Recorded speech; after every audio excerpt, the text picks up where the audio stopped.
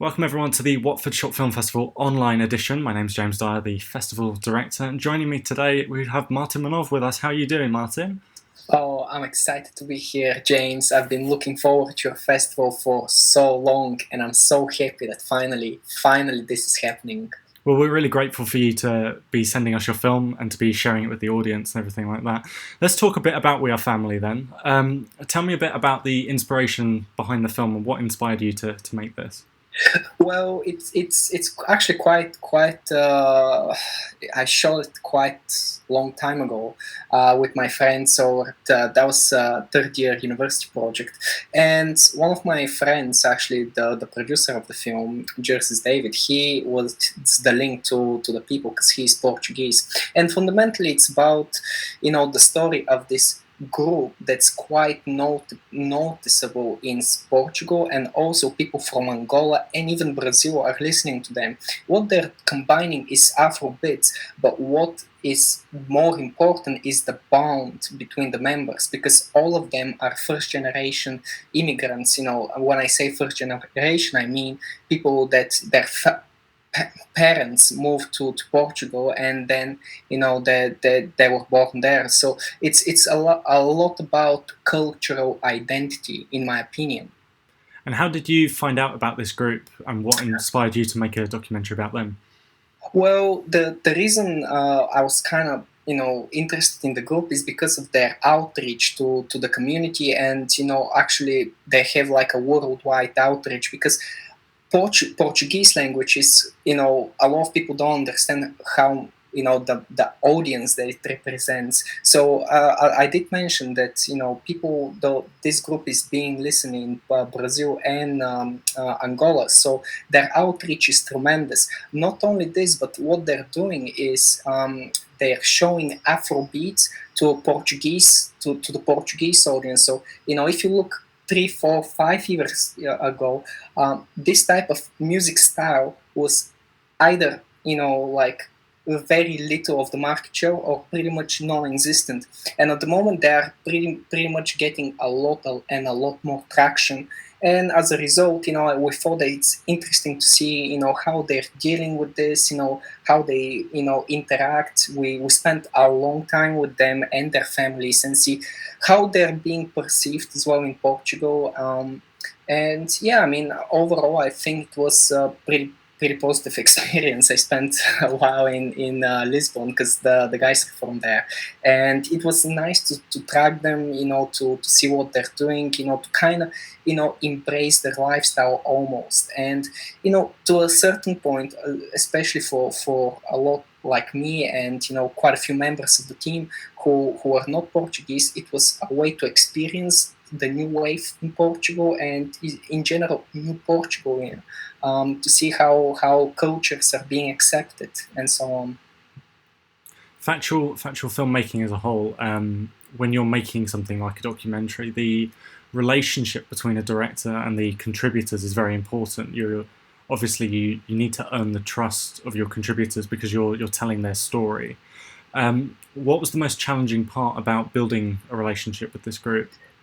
Well, pretty much the language barrier. I mean, I had an amazing producer in the face of jerseys, and who is obviously Portuguese, and he was the one that was sort of like moving the project a bit further and further, simply because he understood them. He was a friend. He was friends with them, at an early age. So he was the actually the plug, who were able to link us. I was more of the technical person on that shoot. I was focusing on how they're interacting, things that, looking from a completely different way, because it's one thing when you know the subject and you're close friends with them, but it's completely different when you're out of your comfort zone and you are exploring. So it was more of like observational documentary, through the eyes of a person who has no idea about, well, at that time I didn't have no idea about Afrobeats and this type of culture, and it was a learning curve for me. Again, the guys weren't speaking English that much, so it was a little bit hit and miss speaking to them. But I think overall, at the end, the film, kind of got, like good outlook of their everyday life and how they're making music, and the struggles they're experiencing.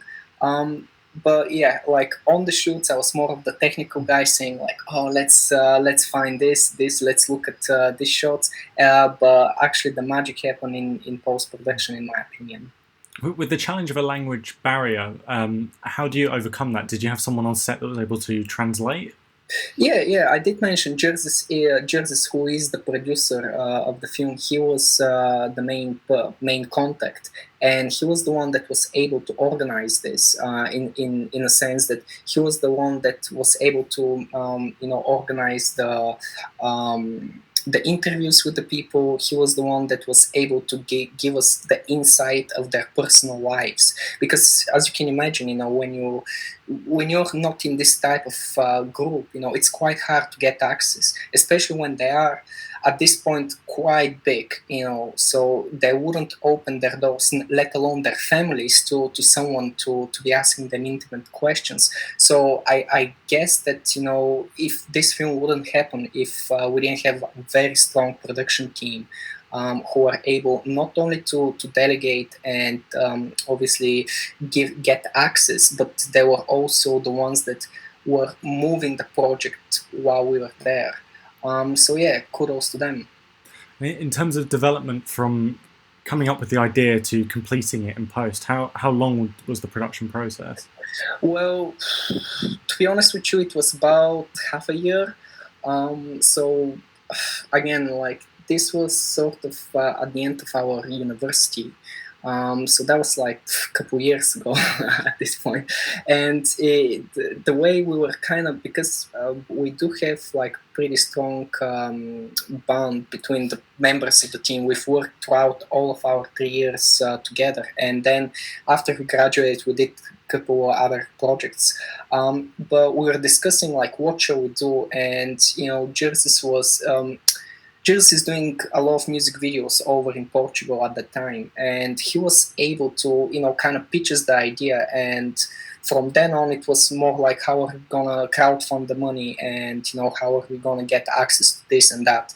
Um, Ideally, it wasn't very difficult once we had the solid idea. Once we were kind of out seeing, the possible narrative of the story, it wasn't really hard for us to choose as a team.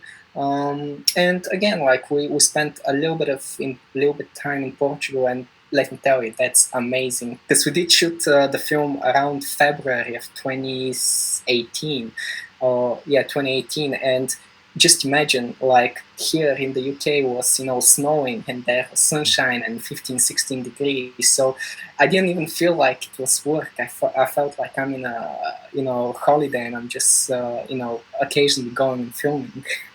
No, absolutely. It is very stylistically shot. There's obviously a very clear vision from a cinematography point of view as well.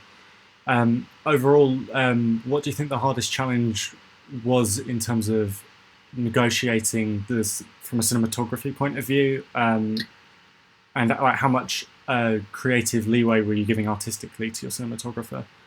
Well, again, like if you look at the end titles, it's we've added the whole mob because we were kind of like we are a whole team at this point. Like I know that there is this structure of producer, director, cinematographer, sound operator, but as a team we were kind of, again, like it comes to the fact that we worked quite a lot together. And although we did, like there are certain roles in the end credits, I believe that everyone pitched in when it came to cinematography, directing, and producing, because the whole, if you look at it, it's only 4 people. So it's quite hard to make quite hard to be the lead one on one of those titles, job titles. So it was more of a all of us combined together. We brought more than enough equipment. We had more than one camera. So if, let's say, one of the team members saw something interesting, there was a camera nearby. He was grabbing it and shooting it. And eventually, what happened was, yes, we did end up with quite a little bit of B-roll in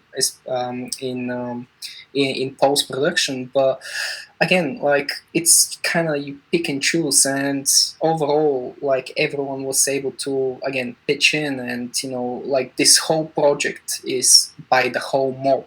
And again, it's mentioned in the titles because that's the thing. When you are at a young age and you add the title of director or producer or cinematographer, it's I don't want to say it's bad, but like you're a 20-year-old, so that's not really the whole thing. Like it's not like a strong hierarchy on those shoots. Everyone is chipping in, and whoever gets it, he gets it. At the end, again, it's a teamwork, and as a teamwork, everyone is rewarded. What message do you think? What do you think the main message is that you'd like the audience to take away from your film?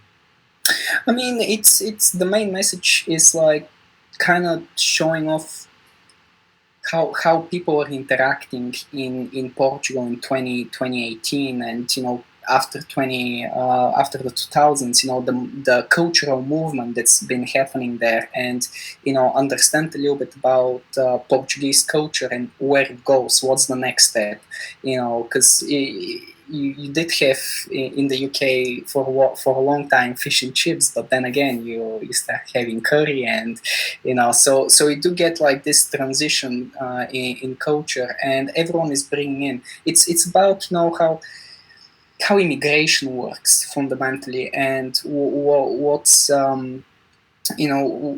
happening when immigration happens, and how does it change the behavior of a country as a whole.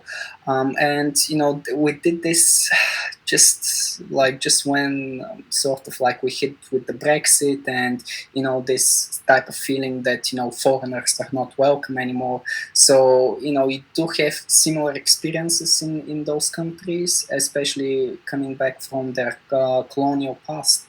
But then again, the guys in the film persevered. They made it happen with the limited amount of stuff they had, growing up. So I think it's showing like that talent doesn't have a stop. That you can't stop a talent to develop, and definitely you can't stop culture to develop to the next level. So overall, yeah, it's about the culture and the cultural representation of a European country in the 21st century. Thank you very much. And finally, as a last question to wrap up, what are you working on? What's next for you, and where can people see more of your work?